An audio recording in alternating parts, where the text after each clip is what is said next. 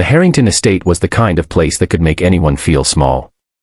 Built on rolling hills outside the city, the mansion's white walls gleamed in the sunlight, its high pillars standing like guards of an untouchable kingdom. The drive up to the front doors was long, lined with trimmed hedges and perfectly spaced statues. Everything about the place spoke of wealth, but not of warmth. Inside those walls lived Victor Harrington, one of the richest men in the country, and his only son, Ethan. Victor's life was a success story written in newspapers, the kind of man who went from nothing to millions by building his empire with sharp decisions and ruthless business tactics. But for all the victories he collected in boardrooms, there was one battle he could never win: his son's health. Ethan, only 7 years old, had never walked a single step in his life. Doctors had told Victor from the beginning that the boy's legs were too weak, his condition too stubborn. Modern medicine could help him live comfortably, but walking was something that seemed forever out of reach. The boy's wheelchair was a permanent fixture in the mansion, rolling through the polished marble floors and echoing down the grand hallways. Ethan was bright and curious, but he carried a heaviness inside him. He had toys piled high in his room, gadgets children his age could only dream of, but what he longed for most was freedom, the freedom to run outside in the grass, to climb trees, to walk beside his father hand in hand. But those dreams were locked away like secrets in his heart, too painful to speak aloud. Victor loved his son in his own way, but he was a man who did not know how to show it. Work was his language. Silence was his comfort. He often told himself that giving Ethan the best doctors, the best tutors, and the best life money could buy was proof enough of his love. Yet in reality, what Ethan longed for wasn't more riches, it was a smile, a laugh, a father who would sit beside him and listen. The mansion was grand, but it was also lonely. Caretakers came and went. Nurses, therapists, governesses, all professionals, all efficient, but none of them ever stayed long. To them, Ethan was a patient, not a child.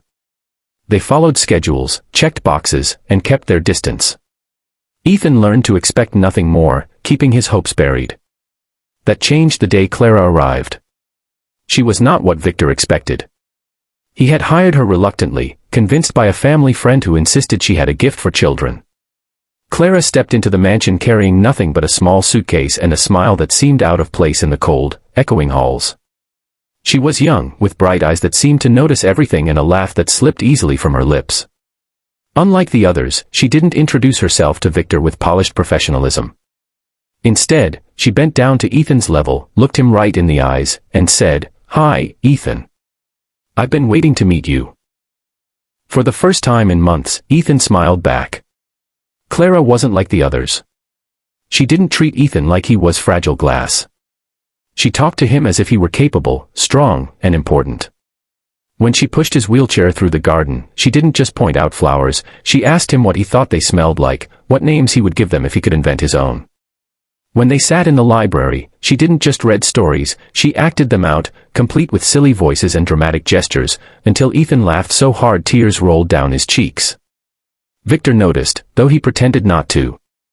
He often passed by the playroom and caught glimpses of Clara kneeling on the floor, rolling a ball toward Ethan. At first it looked like a simple game, but then Victor realized what she was doing. Each time, she encouraged Ethan to lean just a little further, to stretch, to use muscles he had long neglected. It wasn't therapy in the clinical sense. It was play. But it was also more than play. One rainy afternoon, Victor paused outside the door and listened. Inside, Clara's voice was soft but filled with certainty. "Your legs are waiting for you, Ethan," she said. "They're not broken, they're just asleep. And do you know what happens when something's asleep? You wake it up." Ethan giggled, doubtful but intrigued. "But what if they never wake up?" Clara leaned close, her tone conspiratorial. "Then we'll keep trying until they do.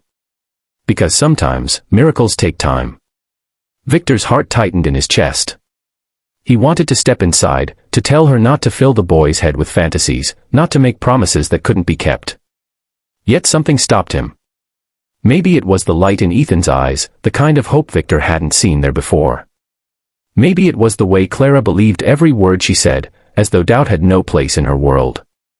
For the first time in years, Victor felt something stir in him, not anger, not pride, but fear. Fear of hoping. Fear of caring too much. He turned away before they noticed him, burying himself once again in his office, convincing himself it was all nonsense. But that night, as he sat alone with his untouched dinner, he couldn't shake the sound of his son's laughter echoing down the halls. For a mansion that had known only silence and sorrow, it was a sound that felt almost miraculous in itself. And deep down, though he refused to admit it, Victor wondered if Clara was about to change everything.